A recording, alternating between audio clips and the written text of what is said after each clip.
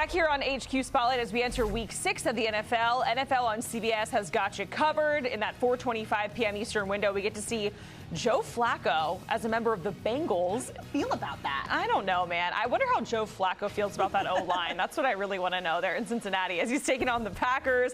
And then, hey, speaking of the Bengals, the AFC North, we have an all-AFC North matchup with the Browns and the Steelers on CBS. It's a young quarterback in Dillon Gabriel against a future Hall of Famer, very veteran quarterback in Aaron Rodgers. That's the top of the division against the bottom of the division. It is all going down on Sunday, 1 p.m. Eastern on CBS. And our very own Evan Washburn is going to be on the sidelines for that game. Evan, this is Dillon Gabriel's second NFL start, but his first in the AFC North. You know, the football there is a little bit different. We just had Pete Prisco on this program saying he thinks the training wheels are going to come off. He's going to play fast and loose and throw it down the field. But what are your expectations for Dillon Gabriel here in playing some AFC North football? Wow, that's quite an environment to take the training wheels off. That's like taking your little kid and taking the training wheels off and then putting him at the top of a hill that just continues to wind, because it is a challenging place to play, whether you're in year 1 or year 20. And that's the case for Dillon Gabriel. Look, I thought he did a really nice job in London managing that game against a really challenging defense in Minnesota. He did everything necessary for them to walk out of there with a win, but they clearly kept things in check. They didn't stretch the field, to Pete Prisco's point. I don't expect them to do that against Pittsburgh. Why would they? Because that means you're putting him in a vulnerable position against TJ Watt, Nick Herbig, Alex Highsmith if he's back. And they've got a great running back in Quinshon Judkins that he can hand the ball off to. They want to manufacture victory in this game by limiting mistakes, whether it be from Gabriel or anyone else, to try and get out of there with a critical win to get this season going in a positive direction after 5 weeks.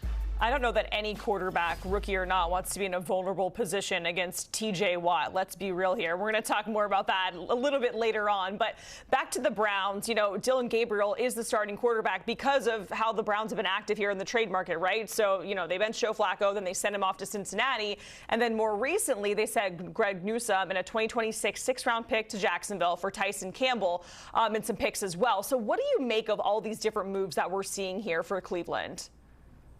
It's surprising in some factors. I mean, the Flacco deal more so maybe than the Newsome one, where they're trading away a player in the final year of his deal as a first rounder for a guy who's already under contract. So there's some financial aspects to that.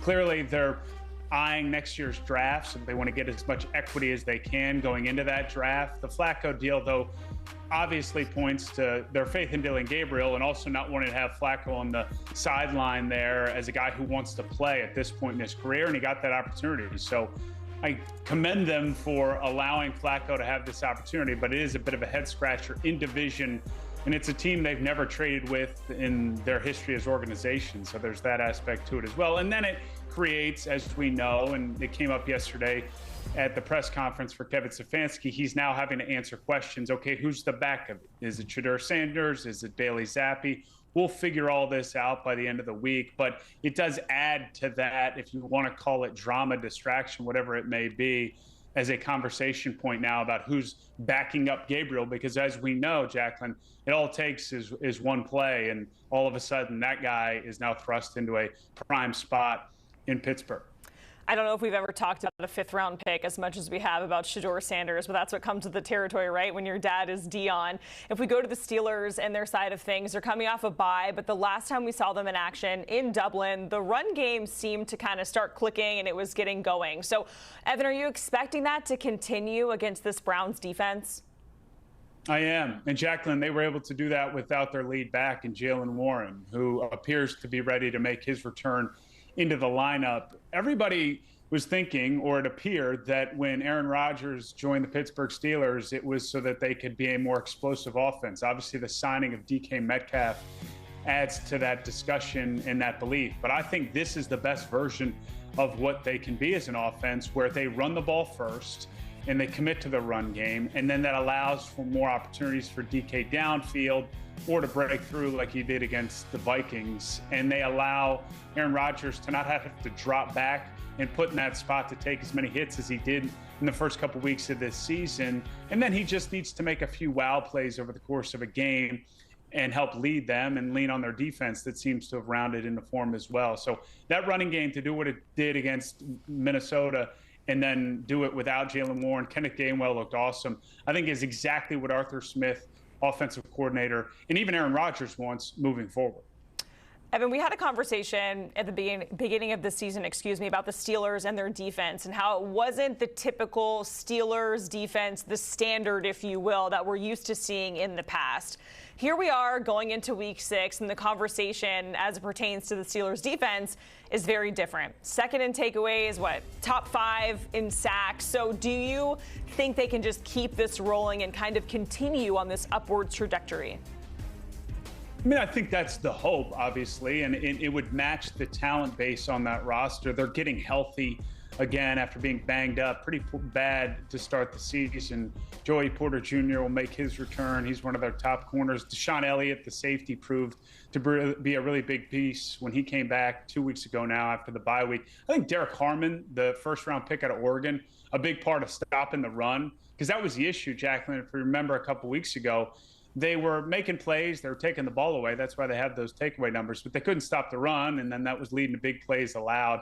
They seem to, at least in the immediate, clean that up with some additions via health and Derek Harmon, and then just a commitment to kind of getting back to what they do. Cole Holcomb now playing rundowns for Peyton Wilson. I mean, we're getting into the minutia of the too deep, but this is what is really what's required when you have a roster that they do defensively to try and figure out and search for answers. So it's a credit to Mike Tomlin, Terrell Austin, who calls that defense, in figuring that out. And look, it's a prideful group that's littered with all pros and a couple future Hall of Famers. So I think there's always been a belief that they would figure it out. But health is going to be, to me, the determining factor as to whether or not this is really the moment for them or it's a trend that they're going to be able to continue throughout the year. And with that, your players to watch, not only the guy on the Steelers defense, but the guy on the Cleveland's defense as well. Look, you got T.J. Watt and Myles Garrett. They're not playing against one another. We know that. But this is a rivalry in my mind that is worth building up. And it's going to be fun for J.J. to dance around this one up in the booth as he's analyzing what he's seeing. I think his appreciation for just pass rushers in general will win the day. But these are two guys that are the best to have done it in recent years, and they happen to be in the same division. They have to be rivals, at least geographically, when you talk about Cleveland and Pittsburgh. And they're both going to want to come into this game and make their presence felt. And they're both going against, I would call it, vulnerable O-lines when it comes to pass protection. It's clear Pittsburgh's going to do everything they can, whether it's Darnell Washington, the big body tight end, to try and slow down Myles Garrett, and for T.J. Watt, Cleveland's going to throw everything they can at him. So seeing those two series in, series out, try and make their presence felt on this game, so we all walk away from it, J.J. and I included, going, man, Myles had a day, or man, T.J. had a day. It's going to be fun. Yeah, so, Evan, just to have some fun here, I know you kind of touched on it, but who gets home more? Like, I don't want to put you on the spot, but, like, it's an impossible question, but who do you think does it? I like T.J. Watt, and not just because I got to see J.J. a number of times over the course of the weekend, and I don't want to anger the Watt family. I think it's more even personnel-based, because I mentioned it, and it's something maybe we'll get into over the course of the broadcast. But what's going on with Darnell Washington right now? If people don't know, he's a tight end, but he's got the body and makeup of a tackle in the NFL. He's extremely athletic. So now the Steelers have this jumbo package where they throw him out there to help pass protection, and he's north of 300 pounds unofficially. And I think they can use him to help mitigate the problem with Myles Garrett. And Cleveland also doesn't have anyone on the opposite side that really scares you as much as Myles does, where for Pittsburgh, TJ is going to do his thing, but Cleveland can't just stack up against him because they got to deal with Highsmith if he's back healthy. But Nick Herbig's proven to be everything that Highsmith is too on that opposite side. So I just like Pittsburgh's situation here against the left tackle or right tackle for Cleveland that have proven to be vulnerable, at least to the first portion of the season. And JJ had nothing to do with Evan's answer. We just want to double down on Yeah, that. he didn't just text me and say all those things, so you're in trouble.